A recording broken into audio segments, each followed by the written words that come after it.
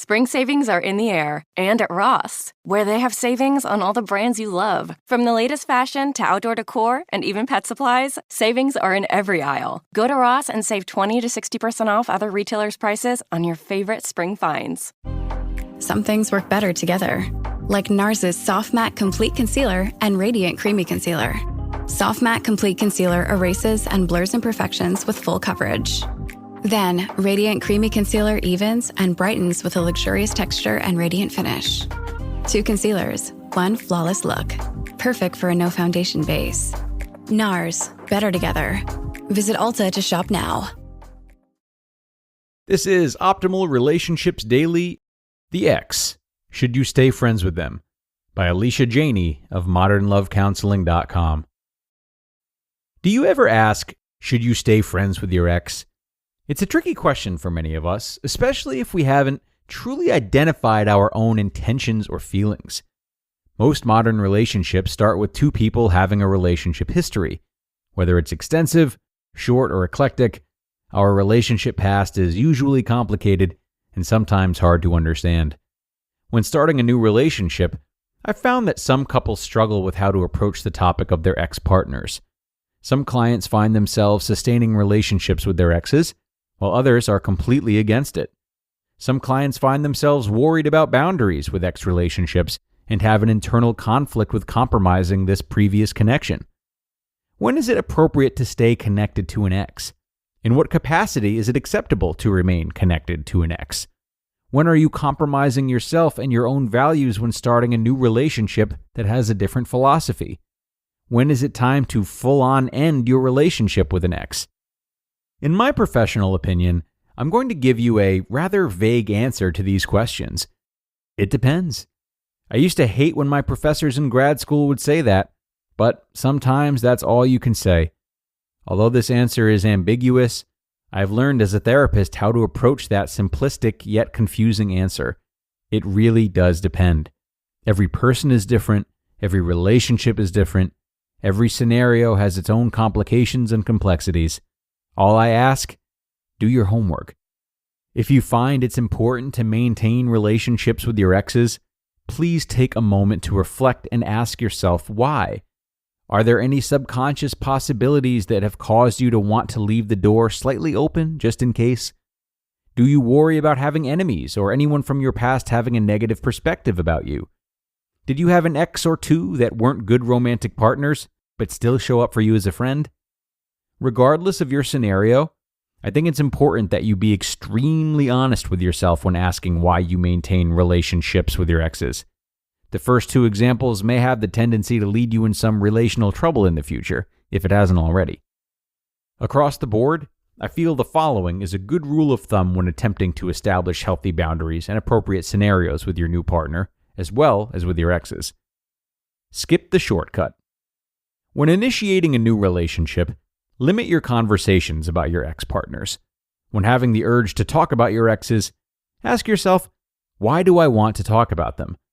If you find yourself wanting to talk about them because A, you miss them, or B, you want to make your new partner jealous, my advice is to stop and do some work immediately on yourself. These 2 examples aren't necessarily negative, but it does require some hard reflection and possibly some difficult work on yourself before you are fully capable of starting a new and healthy relationship. Starting a new relationship with someone when you are either A, not over your ex, or B, playing games to mask insecurities are not the best foundational blocks to start your new connection on. Understanding your intentions, giving yourself the proper time to grieve ex-relationships and work on self-esteem will help you on so many levels. Skipping these are a shortcut that you don't want to take. Trust me. Keep perspective. Most often, we forget how much our exes drove us crazy, or how incompatible we were together. When starting a new relationship, we have the tendency to compare our ex with our new partner, and new red flags may be solely based on our own skewed memory. If we find ourselves holding on to an ex-partner because they are so great, we may find ourselves never able to accept our new partner completely, and may always have unfair expectations. If your ex is in your life only to subconsciously taunt and confuse you, maybe you should cut ties with them completely so you can officially move on and stop comparing apples to oranges. Be equitable. If you find yourself not wanting to cut off ties with your ex for whatever reason, be fair and hold the same rule for your new partner. Ask yourself, how would I feel about this?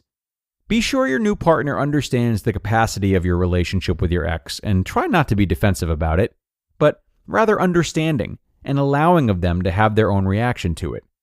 Together, you may be able to establish a compromise with comfortable boundaries for all. Keep boundaries extremely clear. It is not appropriate to maintain a friend with benefits relationship with an ex when you're starting a new relationship with someone else. It suggests that you don't take your new relationship seriously, and insecurities will likely cause ruptures in your new relationship. When engaging in a friends with benefits relationship with an ex, be sure to be extremely clear about what your relationship is and isn't. Of course, there are many more scenarios, as well as other complications I didn't discuss. With that being said, just try to remember that not all relationships with exes are bad or disrespectful to your new partner, but they can and will cause issues within yourself and/or in your new relationship if you aren't reflecting and understanding of your own intentions. You just listened to the post titled, "The Ex, Should You Stay Friends with Them?" by Alysha Jeney of modernlovecounseling.com. This episode is brought to you by State Farm. You might say all kinds of stuff when things go wrong, but these are the words you really need to remember. Like a good neighbor, State Farm is there. They've got options to fit your unique insurance needs, meaning you can talk to your agent to choose the coverage you need, have coverage options to protect the things you value most, file a claim right on the State Farm mobile app, and even reach a real person when you need to talk to someone. Like a good neighbor, State Farm is there.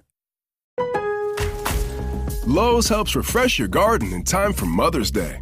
Right now, get 5 bags of 1.5 cubic foot Scott's Naturescapes mulch for just $10. Plus, select 1.5 gallon annuals hanging baskets make the perfect gift. Now 2 for only $15. The best garden starts with great deals. Lowe's, we help, you save. Valid through 5/7. Selection varies by location. While supplies last. Discount taken at time of purchase. Okay, and thanks a lot to Alysha for that one. You know I like this one because she addressed the gray area, right? She is honest with her readers, and rather than soothing them with some kind of false black and white answer, she acknowledges the nuance of the situation.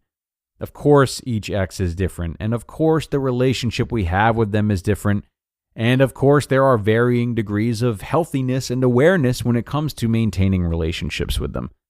I absolutely love Alysha's point of considering each ex you have as well as your intentions with them on an individual basis, rather than bunching them all together with one common rule, like probably just for the sake of simplifying things. This really encourages greater self-awareness, and it can point you towards answers to what you might need on a subconscious level for yourself and for your relationships. So take the time to do that self-work, as Alysha mentioned, whether it's with yourself, with a therapist, or if you feel ready, with a partner you may have. You might also find it helpful to have a conversation with your ex about this, right? Fleshing out intentions and feelings between the two of you. Again, there are a lot of intricacies here, but the one constant is self-exploration and openness, so your interactions with everyone involved are deliberate and honest. Okay, and on that note, it is time to wrap this one up, everybody. I appreciate you being here as always, and I do hope to see you again tomorrow, where I will have another post for you and where your optimal life awaits.